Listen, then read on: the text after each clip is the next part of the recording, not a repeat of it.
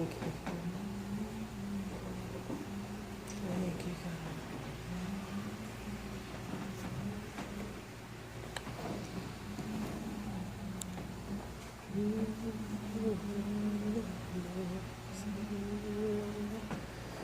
so good and mighty, and my loving Savior, you are the one I worship.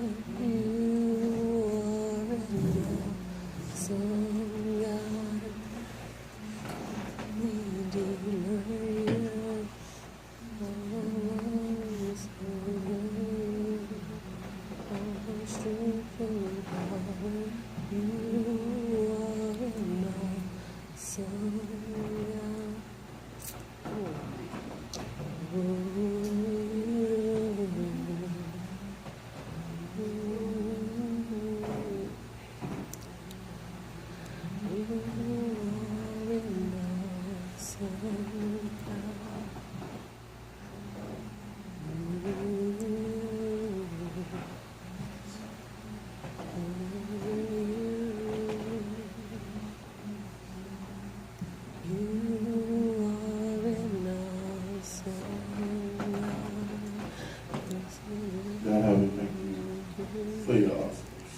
Yes, yes, yes. For all that you do, we thank you for your presence, oh God, for the Holy Spirit residing in us, oh God. Oh God, continue to speak to these your people, oh God. Keep us right here in your presence, oh God. Keep our minds and our hearts focused and stayed on you. God, just preach a moment, hide me behind the cross and let the people see Jesus soon with us ready, receptive, and responsive to your word. This we pray in the name that is above all names. In Christ Jesus' name we pray. We all say, Amen. Amen.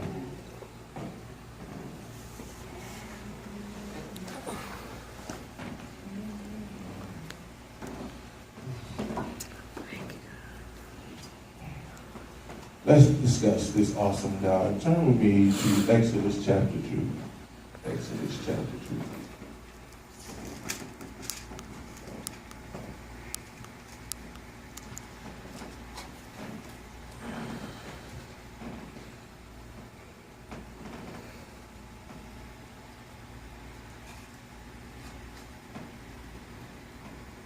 And we'll be looking at verse 24. Exodus 2, verse 24.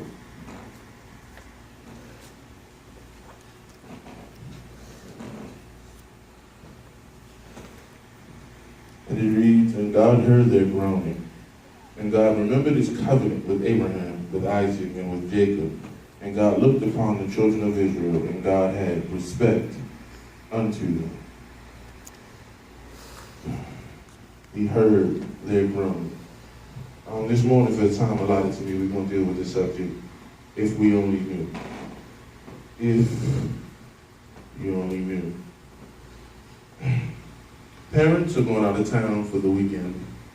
The father tells his teenage son, don't touch the car while we were gone. Son agrees. Friday night, mom and dad are gone. Son takes the car. One problem, dad purposely put minimal gas in the car. Enough gas for son to get away, but not enough gas for son to get home. Parents return Sunday night, and son has to explain why the car is stuck on the other side of town on the side of the road. He is frustrated that he had to walk 10 miles home. Dad explains, you only suffered because you didn't listen. You only went through because you didn't obey what I had already told you. Come on. His dad set him up because he knew he was going to take the car. And so to show him and prove him a point that he knew you're going to take the car, but you're not going to pay enough attention to what's going on. It was the situation presented before you because God knew what you were going to do. Or his father knew what he was going to do. When we cry out begging for mercy, how many of those situations are self-inflicted?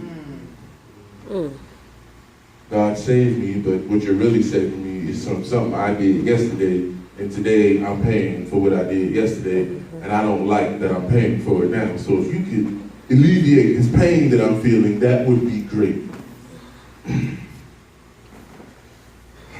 In psychology, we learn about addiction and how hard it is to mentally overcome, and how the body and the mind has to be retrained. All that is unequivocally true. However, you cannot get addicted to what you have not never had. So your issue may have reached the chemical level, but you still created the issue.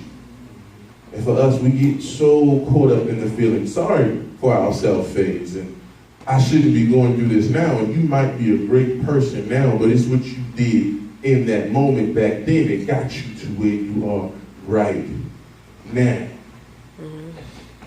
I deal with so many people and they say, well, the law is written wrong and that's unfair, and all of that may be true, but watch this. Don't break the law.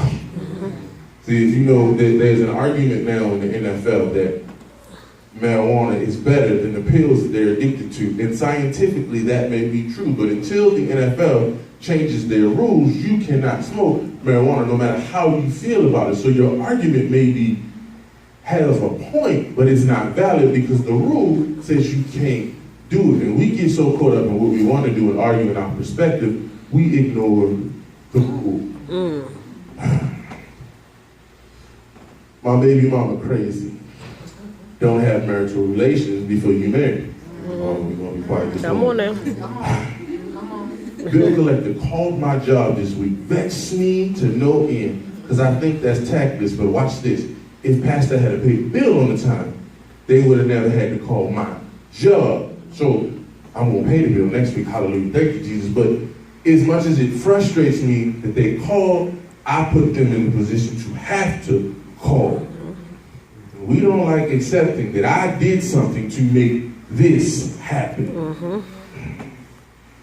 We look at results and we struggle examining the why. Israel is crying out to God. We're supposed to be the chosen people. We're supposed to be your favorites. Why are we here? Help us. Help us. Deuteronomy 28:68, Moses is preaching, basically his closing sermon. He going out with a bang. He preaching for 3 chapters. And Moses tells the people that if they are disobedient, they will end up back in Egypt as slaves, but no one will buy them. He tells them, you're going to get on ships to go back where I told you not to go and where you didn't have to go if you are disobedient. He preaches half the chapter 69 verses. Half the chapter is if you follow God, all of this will be given unto you. But the bottom is if you disobey, if you forgot how God brought you out, if you forgot the covering that he's placed over you, all of these consequences will befall you. You will be slaves and no one will buy you. Then in chapter 30, Moses speaking for God says, I set before you life and death. Blessings and curses. Watch this. Choose life. And his reason is so your seed and y'all can prosper the way God has set you up to prosper. So God admits that in front of you will be 2 choices. But I'm telling you which choice to choose. He gave them an open book test. Here's the test. But I gave you the answer before we even started. Come on now. And so Israel is in slavery because they were hard-headed. And watch, as Moses told them, no one bought them. The king looked around and said, it's a lot of these here Israelites. And if we go to war, they might align themselves with our enemy. So let's enslave them. No buying, no purchase, no law change. Y'all just slaves now. Now watch how God works. The generation of Israelites that he's looking at, by default, under our terminology, would be Egyptian citizens. They were born there, but they weren't looked at that way because they were disobedient. See, some stuff comes up just because you were hard-headed, just because you wouldn't listen. Now I'm going to show you how God works. Genesis 15:13 says, and he said to Abram, know of a surety, know for certain, that your seed shall be in a strange land that is not theirs, and shall serve them, and they shall afflict them for 400 years. This is where we're going today. Before God made the promise to Abraham, before God gave the word to Moses was to preach in Deuteronomy, God already knew they were going to fall. So when he made the promise, the consequence was set up in the promise. Come on now. When he made the promise, okay, Abram, through your loins, I'm going to create a whole new nation. We're going to start this thing called Judaism. It's going to come through you, but I know they're going to be hard-headed. So from their consequence, I'm going to raise them up into a great nation. So he made their situation helpful unto them, because I know what y'all going to do. This is where we ought to get happy. God has worked out your hard-headedness into his plan. Come on now. Your struggle has been fixed into the best possibility for your situation. Because before he made you, he knew what you was going to do. See, it's impossible to surprise God. So he says, I'm going to put this in them, and watch this. That's going to cause this. So no matter how much Moses told them not to be hard-headed, no matter how much he preached to them, and then Joshua comes and does the same thing, they still not going to listen. And then the judges come, and the judges try to teach them, and they do good for a little bit, then they go to slavery for 70 years. They do good for a little bit, go to slavery for 40 years, and then they beg for a king, and they try to do good, but then they keep falling away. He tried, and he gave them opportunity after opportunity after opportunity, and they kept Come on now. not listening. So we go back. You in slavery, watch this, and you crying out, but you put yourself in the position. Come on now. Come on.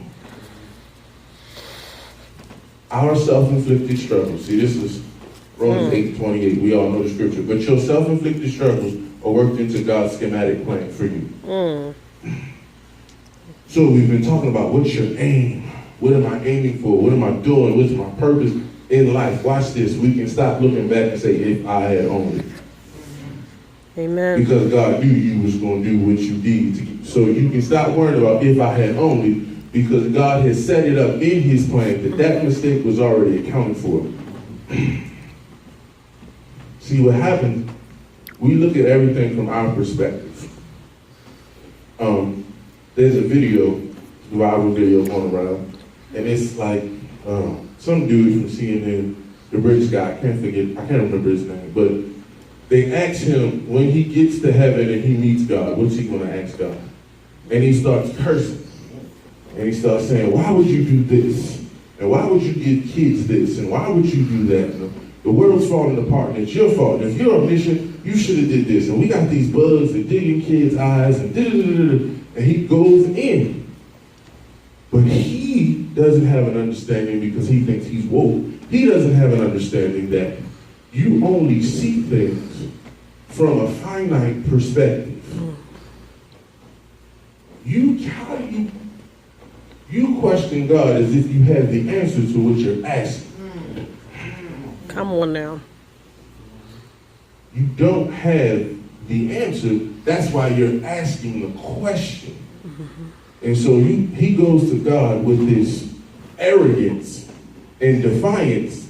And at the end of the conversation, he says, if I'm eligible, I don't want to enter into your heaven. Because that's the level of arrogance he has. So not that he's atheist. He says, if God exists, I want nothing to do with him, because his words, God is petty.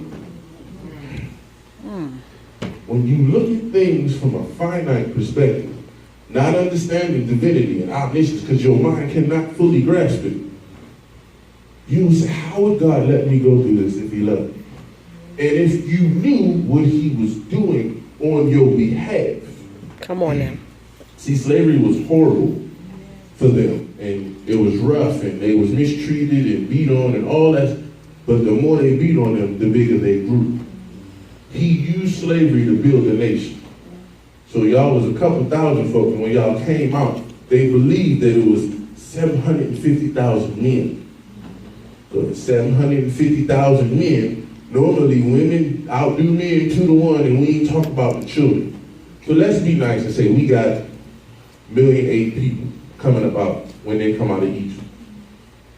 But y'all didn't go in that way. Your struggle made you stronger. Come on now.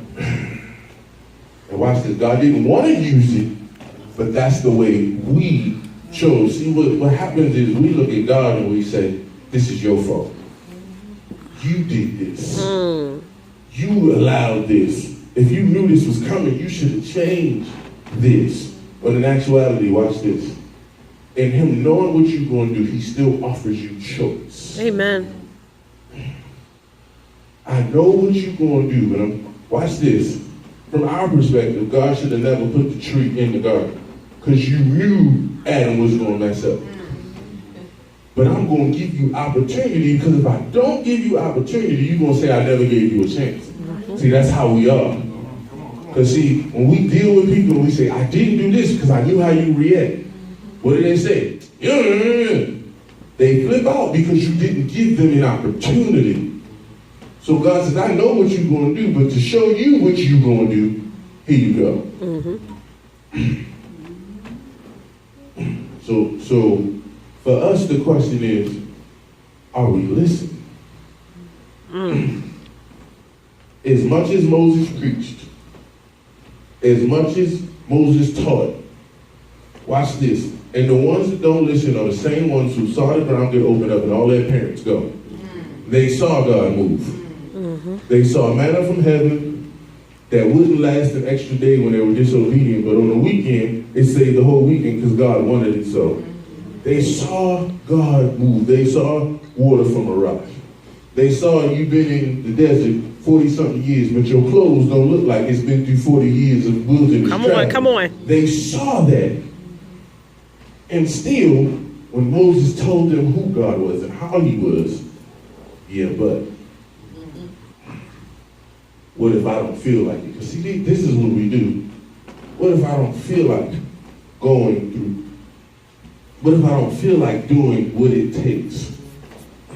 See, if we're going to be honest, the truth of the matter is that you have to get to a breaking point in order to move in any direction. It don't matter what it is. And everybody's breaking point is different. So we can all believe the same thing, but your breaking point of action is different. Watch. We all claim we like clean house. We all claim that. But our idea of cleanliness is different. And watch. Your motivation to get up and do something is different. So, my mother, if she see one thing on the floor, the whole floor is dirty. That is her concept of cleanliness. She's not going to pick up the one thing. It's time to sweep the entire floor, and you probably should mop it too, because that's how she thinks. Pastor's idea of cleanliness is, okay, we can pick up that piece of paper and put it in the trash. And truth be told, I don't think there's enough traffic in Pastor's house that you need to be mopping every day. But other people, call on in, hey, mopping every day. Because the level, what motivates us to move is different. I'm raised differently than my wife. So one of my OCDs, because of where I come from, is I don't feel like dishes should be in the sink overnight. That's right. That's a Maryland issue. Because of how Maryland is, you leave dishes in the sink overnight. When you wake up in the morning, you will have some unwanted guests in the sink with the dishes. Arizona is different. If you live in certain areas, you can leave your dishes in the sink, and in the morning, it'll just be dishes in the sink. When we first got married, she's like, why are you tripping? Because y'all just covered the food and left it on the counter overnight. That ain't how we do. Our thinking is different. You gotta ask yourself, in your thinking, be honest with yourself. What's your motivational point? Me and Reverend Ferris were talking the other day, and we were going to talk about going back in time and talking to our younger self. And I admitted in that conversation that I don't know that if I go back in time and talk to young me, the young me will listen to old me. Because I can stand there with all the evidence and everything in my hand But young me, the way young me thinks is going to say, I can change that. But watch this, I can change that by not doing anything the new me just told me not to do. Because our concept is, it ain't going to happen to me. It won't be me. How did I get my first child? It won't be me. Whoops. Because you think you got it all under control. What is your breaking point? We talk about changing things and doing things. Me and my sister was talking the other day, congratulations to her. She just finished, she got her undergrad. But we were talking about why weren't we motivated 10 years ago when we were supposed to be. We were raised to understand that college was important. We were raised to understand if you want some money, have something behind your name. And we knew that in knowledge, but in wisdom didn't put it into action because we hadn't reached the breaking point. Amen. Watch this, going to the campus wasn't the breaking point. Not having financial aid wasn't the break. It took too much for us to get motivated. I got on the scale this morning, pastor and lost 6 more pounds. Praise God, hallelujah. Amen. But it's frustrating to look at the scale because I say I should never be here. So how in my mind did I let myself get all the way where I was and it not motivate me to move? Come on now. We look around and we see stuff and we see it falling apart and we see it's broken, but it don't motivate us to do anything. And then when you deal with consequences from not doing something, it's why didn't somebody tell me? And 9 times out of 10, you've had warnings before you get to the breaking point. So the question, if we only knew what's on the other side of going outside right now. Because when we leave here, we think we have an understanding, but we have no clue what's going to happen when you walk out those doors. What is going to be our breaking point for change? And I'm not going to wait till tomorrow. I'm not going to wait till next week. Oh, okay, when I get paid next time, I'm going to do it. January 1, I'll start a new year. What is going to be my breaking point? Because we've all had warnings. We've all had opportunities. And see, for us, when we get caught up in this time, it takes too much time. It's too hard to fix. How long is it going to take to get it? Let me help us. Try to help, because this, again, goes to your thinking. The God you serve that's demanding that you make change sits outside of time. Amen. If he was worried about time, you'd already be too late. All right, Come on now. 1 Peter says, God is not slacking in time, but he's waiting to give us opportunity to get it right. So watch this. What that say? Time ain't the issue you think it is. See, when you eternal and I'm sitting in yesterday and tomorrow at the same time and still ain't moved in one, it don't mean the same thing. Come on now. Time is something for us. But when I'm never going anywhere, when I'm sitting in the same place and everywhere at the same time, law of relativity. Law of relativity is about time. And what it's saying is that if you touch something hot, you can touch it for 2 seconds, but that 2 seconds feels like an hour. But when you're having fun and doing something great, you can do it for 2 hours and it feels like 2 seconds. Law of relativity. When you apply that to God, and you've been sitting there before there was a concept of time, he ain't tripping about time. So you got to get off of that excuse. Because watch this, you didn't get where you are quickly.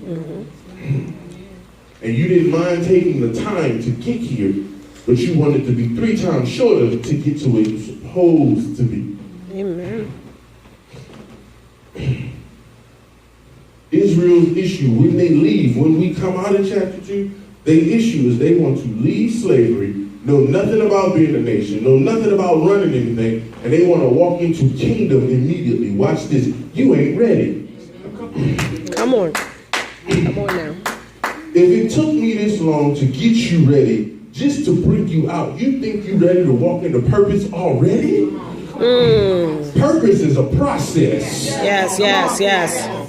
And just because it's in you, I still have to teach it to you. There's a difference between learning, watch this, and development. Learning and development. Learning is new information being presented to you and you digesting new information. When he brings them out, what they're doing is learning. God is introducing himself to Israel, so they're learning who God is. But development is understanding how to use that information and use it practically. A lot of us is learned Christians, but we ain't developed Christians. Come on. We know some information, but we haven't developed how to use it from a practical standpoint. Come on now. And we've been in Christ too long to still be novices at Christianity. We got to get to the point that when God shows us something, when we learn something new, I work on developing it, watch this, for his glory and my good. Yes, yes. Because see, if he's shown it to me, there's a purpose. We done learned too much stuff and sitting on it. We've digested too much information and sitting on it. Now, I talk about me, I don't talk about it. I talk about you, you get offended. I talk about me, everybody get it. So me, long time, God, I've been married a while. Long time ago, wife looked at me and we were discussing finances, and I love economics, so I know some stuff about economics. And she looks at me sideways, she says, if you know all this, why don't our bank account look different? Right in the chest. Right in the chest. Because I know all this information and have not developed the practical skills to use it in my own life. Makes no sense. I can tell you what stock to get, how you should expect dividends, why you should choose mutual funds over CDs unless you got some pay. I can tell you all of that. But then I ain't got none in my own portfolio. Come on. Matter of fact, my portfolio right now is kind of lacking. See, I know what net worth is versus gross worth. And my net worth ain't what it's supposed to be because I ain't been doing what I'm supposed to do. So you got information, you have to use it. So when it's time and somebody wants to assess how much are they worth, it is not their fault that it ain't the number that it should be. Is that I haven't been motivated enough to do what I do. Oh, y'all gonna get it in a minute. Come on now. So how much motivation is it gonna take for me to do what I know? See, we all have an area. See, this is what we get to. We think, okay, I'm saved and I'm good. We all have an area where we can work on something. That's right. That's right. We have not arrived to the point where I got this thing figured out. We ain't got nothing. No. We all have something we can work on. The truth be told, we all got multiple things we need to work on. Amen. But the sad part of it is, in most areas, we already know the information.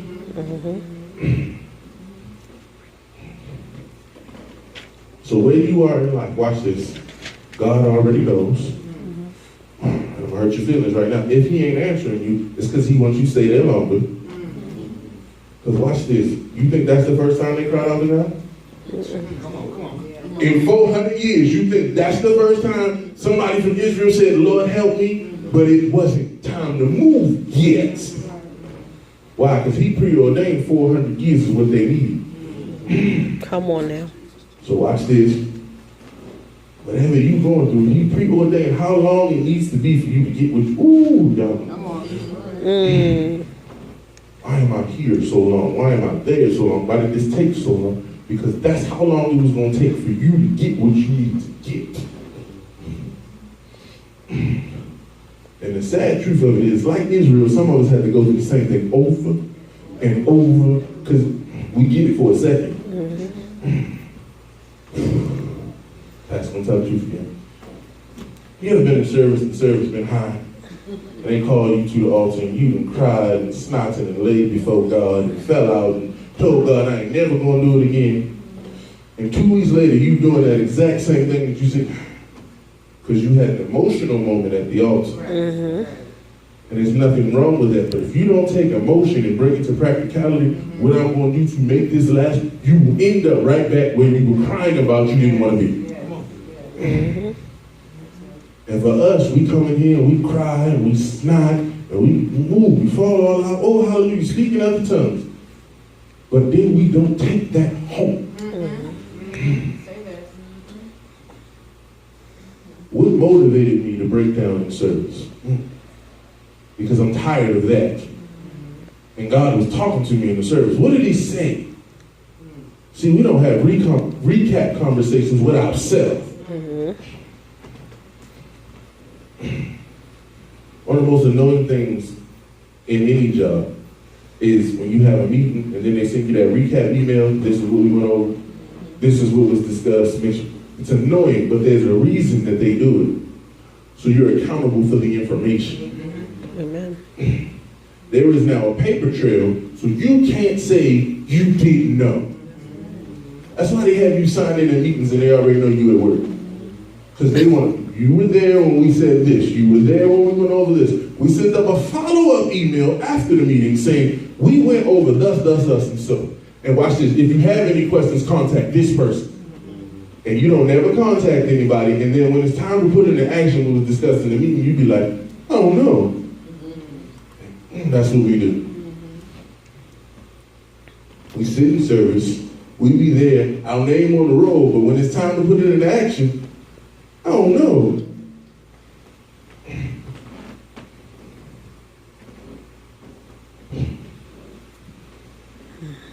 What are we going to do? Watch this. Now. What are we going to do now? See, what we got to get to is we do stuff out of necessity and not out of what I feel like. Mm-hmm. Boy, it got quiet when I said that. Mm. Out of necessity and not what I feel like. 99% of the time, Pastor only drinks water because I can drink a lot. And if I drink the way I used to, I was probably drinking 3,000 calories a day of just liquid. Mm-hmm. You ain't supposed to have 3,000 calories a day total. I was drinking 3,000 calories of just liquid. All right, so the way that I alleviate that is not something that I want to do, but something that I need to do. We got to put our needs at a higher priority. Okay, I'm going to go here. I watched this ratchet show. It's called Power. It's extremely ratchet. I don't know why I watch it, but I do. And like I watch it like in spells like, all right, ain't nobody around, I'll watch it now. Because I know, why shouldn't you watch the show? It's garbage. But anyway, one of the things the main character gets in trouble for and his now separated wife hates is he makes all his decisions based on how he deems need. So he just broke up with his girlfriend. And he didn't break up with her because he doesn't love her. He didn't break up with her because he wanted to. But the necessity of the situation, he told her, this is the right move because it needs to be done. And he's in the hallway crying because he hears her crying and it hurts him. Gets himself together and walks away because it needed to be done. We got to get to the point that we can do some difficult stuff because it needs to be done. Mm-hmm. I'm not telling you everything you need to do in life is fun. Don't hear me say that because I ain't what I said. You gotta, some stuff is hard. Watch this. Learning how to save money and not spend it is hard. Because you be sitting there and you be like, well, I got money in the account. Watch this. In order to save money, you gotta tell yourself, no, you don't. Is it because every time you say, I got money, you gonna go get it and spend money. So you gotta teach yourself that that's separate. If it ain't in my checking account, I don't have it. That's a hard concept to have because we got this button that you can click and say transfer and it'll be right there. And so when we do that, we rationalize our reason for, oh, this was an emergency. I ain't feel like cooking, it was an emergency. See, I'm just real. And so then all of a sudden you ain't felt like cooking 3 times in 2 weeks and the savings account is empty. It's not always fun, but the results. It was a great feeling when my savings account was big and we had a need and I was able to go grab that need out the savings account and it didn't mess up the house. And that's what it's supposed to be like. Well, I messed up because I haven't built it back up to where it was when we supplied that need.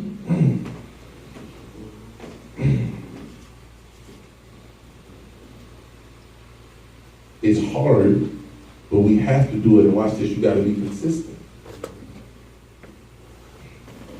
This is why Pastor always says, always, you should have an accountability partner. Somebody that's going to hold you accountable for your actions. Or watch this, your inaction. And it has to be somebody you respect, because if you don't respect them, you're going to ignore them. But it's got to be somebody that you want, okay. And see, accountability partner has to be able to come to you and tell you how a TI is. What that means? Truth. Real truth.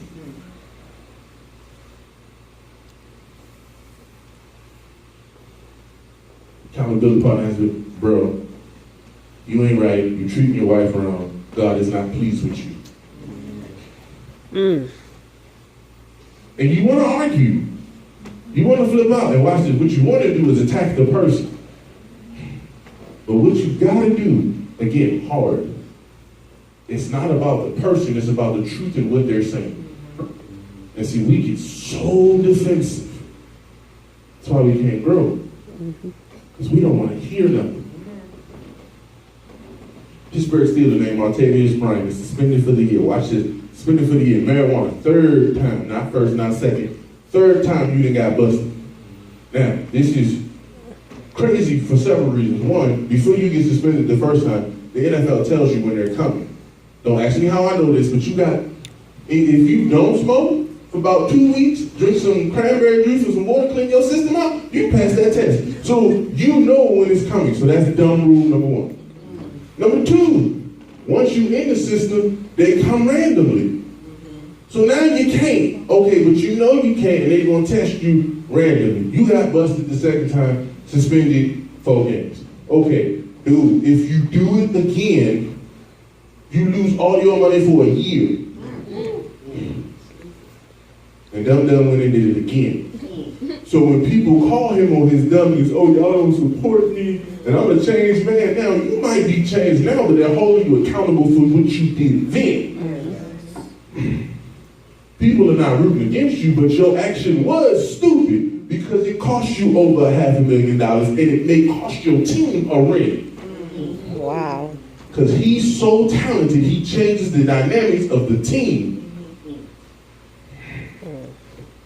Where you going, Pastor? When you don't get to your breaking point, the consequence befalls on you, but it affects other people. Yes. We like to think we live in bubbles that's just us. But when the consequence befalls on you, it affects others. And when somebody calls you on it, they ain't being mean. They're telling you truth that you need to process. Come on now.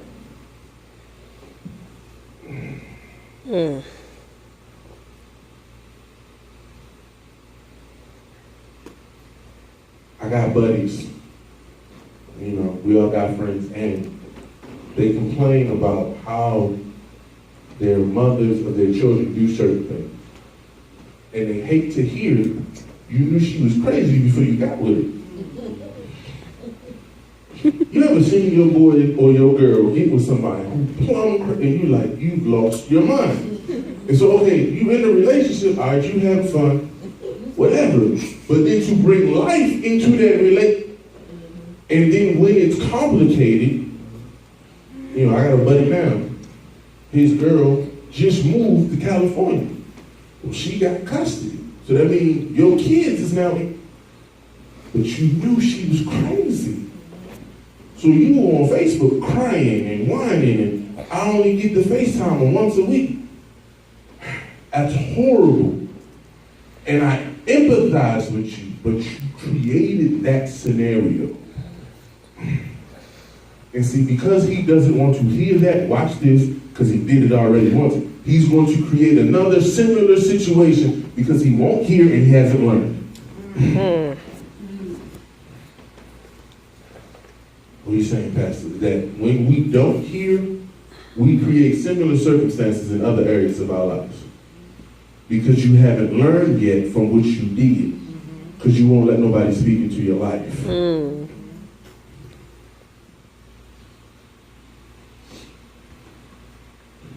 Here we go. When you go to God this week, and you're in devotional, be real with yourself and be real with God. How many of your issues stem from the same issue? So if I had to fix this one thing, it would have affected me in at least 5 areas of my life. Come on now.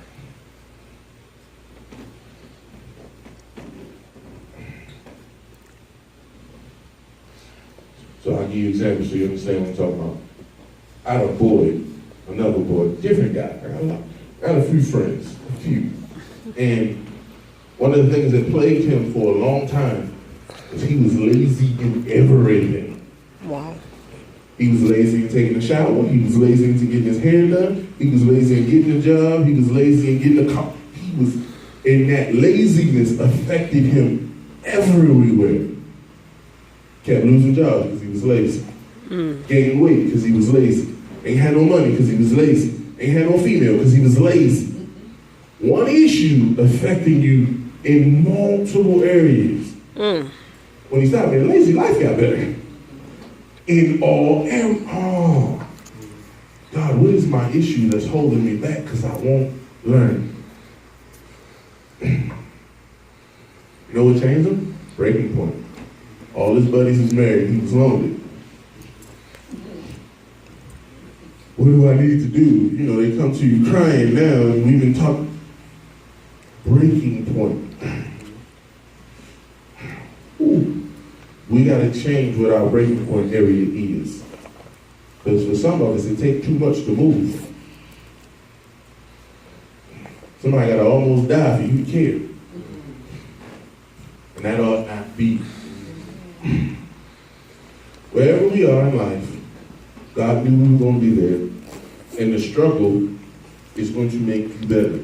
But you have to learn from the struggle. And God grants us too many opportunities for us not to. Israel goes through this. God help kings. Look, this takes 40 years. This process took 40 years. And then the ones that was in the beginning didn't make it. Then they get kings, that don't work. Enslaved again. And when they come out of slavery and they go back, watch this. They come out of slavery, they go back, they kind of live, they don't have their own land. They do not have their own land again until 1949.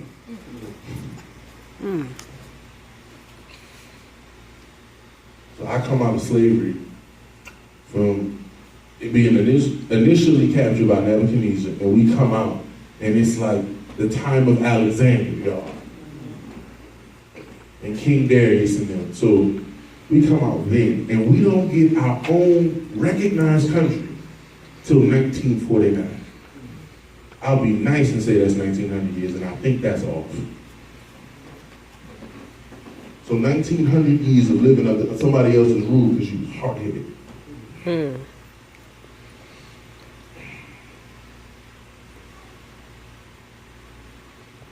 Watch this. We ain't no better. We going through the same arguments and conversations we have now in 2016 as the same conversations that my grandparents was having in 1960. Same conversations. A gentleman on San Francisco 49ers didn't stand up during the national anthem, and he said the reason why he didn't stand up is because there's too much police brutality going on the streets and nobody's saying anything. And he's like, there's a racial inequality in our country. That if your skin color has color to it, they treat you different. People wanted to argue the point, but you don't argue the point by calling him racial epithets in his Twitter account. You are making his point. Same conversations we had in 1960, had differently because of social media. What's he saying? That was almost, what, 60, 50 years ago, however old you are. And so it was almost 60 years ago, and we're still in the same place. Mm-hmm. How is it that our generations didn't learn from the previous generations on both sides? 60 years, same conversation. And still don't have answers that ought not be. Mm-hmm.